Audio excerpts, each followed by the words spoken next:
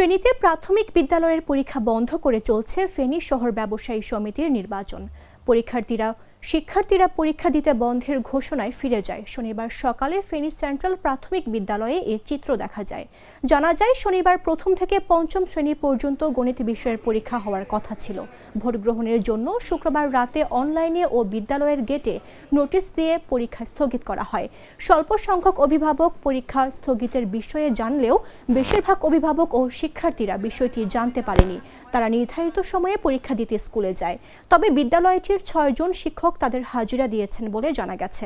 এ ঘটনায় ক্ষোভ প্রকাশ করে অভিভাবকরা বলেন, স্থগিত হওয়া পরীক্ষা কখন অনুষ্ঠিত হবে তাও জানায়নি স্কুল কর্তৃপক্ষ। এ নিয়ে উদ্বেগে পড়েছেন বিদ্যালয়টির কয়েকশো অভিভাবক ও শিক্ষার্থী। ক্ষোভ ও সমালোচনার ঝড় দেখা দিয়েছে জনসাধারণের মাঝেও।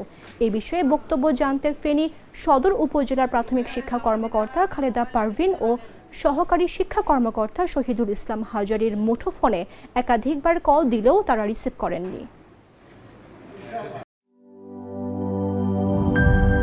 সব সমস্যার সমাধান হবে এই সস্তা কেবল বদলে বিজলি কেবলস লাগালে। বিজলি কেবল, নিরাপদ আজীবন।